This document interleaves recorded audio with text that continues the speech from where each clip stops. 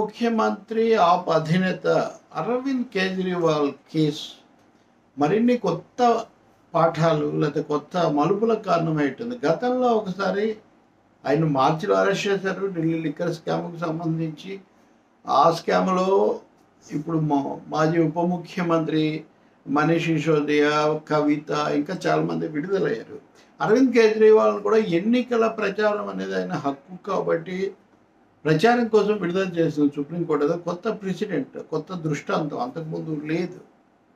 అది అవగానే మళ్ళీ ఆయనకు పొడిగింపు ఇవ్వకుండా మళ్ళీ జైలుకి వచ్చేసాడు అడిగి ప్రయత్నం చేసి. ఇప్పుడు అటువంటిదే మళ్ళీ సమస్య వచ్చింది. ఇప్పుడు కవిత వీళ్ళందరికీ వచ్చాక కేజ్రీవాల్ కూడా వస్తుంది అనుకున్నారు, కానీ అది జాప్యం అవుతుంది. సుప్రీంకోర్టు 2 కీలకమైన అంశాలు లేవనెత్తింది. ఒకటి, అసలు విచారణలో ఉండగా సిబిఐ అరవింద్ కేజ్రీవాల్ ఎలా అరెస్ట్ చేస్తుంది మళ్ళీ సిబిఐ? అంతకుముందు ఈడీ కేసులో వాళ్ళు బెయిల్ ఇచ్చారు, అది జరుగుతూ ఉంది కింది కోర్టుల్లో. అటువంటిప్పుడు సిబిఐ మళ్ళీ కొత్తగా ఎలా అరెస్ట్ చేస్తుంది మాకు చెప్పకుండా అని వాళ్ళు క్వశ్చన్ చేశారు. అంతకంటే ముఖ్యమైనది, ఇప్పుడు ఆయన కేసు విచారణలో ఉంది, సోమవారం ఇప్పుడు వస్తుంది మళ్ళీ. ఈ లోపల ఒక ధర్మ సందేహం వచ్చింది. ఖైదీలు అంటే కొన్ని సెక్షన్ల కింద శిక్ష అనుభవిస్తున్న ఖైదీలకు మినహాయింపు, అంటే శిక్షాకాలానికి మినహాయింపు ఇచ్చే అధికారం రాష్ట్ర ప్రభుత్వానికి ఉంటుంది కదా. దాని మీద నిర్ణయం తీసుకోవాలి మే నెల లోపల. సుప్రీంకోర్టే స్వయంగా ఆదేశాలు ఇచ్చింది, మీరు ఎన్ని రోజులుగా నిర్ణయం తీసుకోవట్లేదు, మే నెల నాటికి మీరు తీసుకొని మీ నిర్ణయం తెలియచేయండి అని సుప్రీంకోర్టు చెప్పింది. శిక్ష మినహాయింపు ఇవ్వాలంటే ఢిల్లీ యొక్క ప్రత్యేక పరిస్థితుల్లో లెఫ్టినెంట్ గవర్నర్ ఆ నిర్ణయం చేయాలి. లెఫ్టినెంట్ గవర్నర్కు ఫైల్ పంపించాల్సింది రాష్ట్ర ప్రభుత్వం. రాష్ట్ర ప్రభుత్వం అంటే దాని మీద ముఖ్యమంత్రిగా కేజ్రీవాల్ సంతకం చేయాలి. మరి ఆయనేమో విడుదల కాలేదు.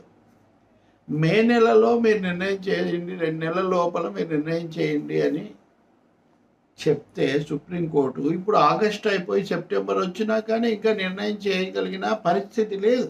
ఫైల్ తయారైంది కానీ సంతకం చేయడానికి ముఖ్యమంత్రిని లోపల పెట్టారు. ఇది అన్యాయం అని చెప్తున్నా, ఇంకొకటైనా విడుదల కానివ్వకుండా అడ్డుకుంటున్నారు. ఇప్పుడు కూడా అడ్డుకుంటున్నారు. ఎవరు సిబిఐ అనండి, ఇంకొకటి అనండి, కేంద్ర ప్రభుత్వం తరఫున సోలిసిటర్ జనరల్, వీళ్ళంతా. ఈ పరిస్థితుల్లో సుప్రీంకోర్టు న్యాయమూర్తి జస్టిస్ అభయ్ ఓకా ఒక ప్రశ్న వేశారు. సరే, మీరు వెంటనే విడుదల చేసేట్లేరు కదా, ముఖ్యమంత్రిగా కేజ్రీవాల్ జైల్లో నుంచి ఆ పత్రాల మీద సంతకం పెట్టడానికి ఏమైనా అభ్యంతరం ఉందా? రాజ్యాంగంలో కానీ ఇంకో చోట కానీ జైల్లో నుంచి సంతకం చేయకూడదని ఎక్కడన్నా ఉందా అని అడిగారు. ఇది చాలా పెద్ద ప్రశ్న. గతంలో కూడా మార్చి నెలలో, ఈ ఏడాది మార్చి నెలలో ఒకసారి ఈ ప్రశ్న వచ్చినప్పుడు ఆయన బయటికి పంపిస్తూ కూడా కోర్టు మీరు ఎలాంటి పత్రాల మీద సంతకం చేయకండి, కేసుకు సంబంధించి మాట్లాడకండి అని చెప్పారు. ఆయన అలాగే వచ్చాడు. వచ్చిన తర్వాత కూడా ఏం సంతకాలు చేయొచ్చు అంటే జైలు అధికారులు స్పష్టంగా చెప్పారు. ఒకటి, లీగల్ ఏమైనా చట్టబద్ధంగా సంతకం చేయాల్సిన పత్రాలు కేసుకు సంబంధించి చేయాల్సినవి ఉంటే తప్ప ఇంకేవి కూడా చేయకూడదు, అధికార పత్రాల మీద, పొలిటికల్ పత్రాల మీద చేయకూడదు అని జైలు అధికారులు చెప్పారు. ఇప్పుడు సుప్రీంకోర్టు ప్రశ్న ఏంటంటే ఆయన సంతకం చేయాలి, చేస్తే తప్ప మా ఉత్తర్వు అమలు కాదు, లెఫ్టినెంట్ గవర్నర్ని పంపించడం కుదరదు, మీరు అది ఒప్పుకుంటే చేయించండి, లేదంటారా మేము ఆర్టికల్ 142వ అధికరణం కింద ఏ విషయంలో అయినా న్యాయం జరగడానికి అవసరమైన చర్యలు తీసుకోవచ్చు, మేము అధికారం మాకు ఉంది. కేంద్రం కనుక తన వైఖరి చెప్పకపోతే, ఇందుకు అవకాశం ఇవ్వకపోతే మేము 142వ అధికరణం కింద ఆదేశాలు ఇస్తాము అన్నారు. జైల్లో ఉండి అరవింద్ కేజ్రీవాల్ కనుక అధికార పత్రాల మీద సంతకం పెడితే ఇది మళ్ళీ కొత్త ప్రెసిడెంట్, న్యూ ప్రెసిడెంట్ అవుతుంది, కొత్త మలుపు అవుతుంది. ఇప్పటికే అరెస్టులు చేసినా కానీ ప్రభుత్వాలు పడగొట్టలేరు అని ఇంతకుముందు జార్ఖండ్లో రుజువైంది, ఢిల్లీలో ఇప్పుడు రుజువు అవుతూ ఉంది. ఇంకా సంతకాలు కూడా చేయొచ్చు అనేది వస్తే అప్పుడు వాళ్ళని బాధ లోపల పెట్టడం ఇంకేమీ త్రిశూల వ్యూహం అంటామే, అదేమి ఉపయోగం లేకుండా పోతుంది.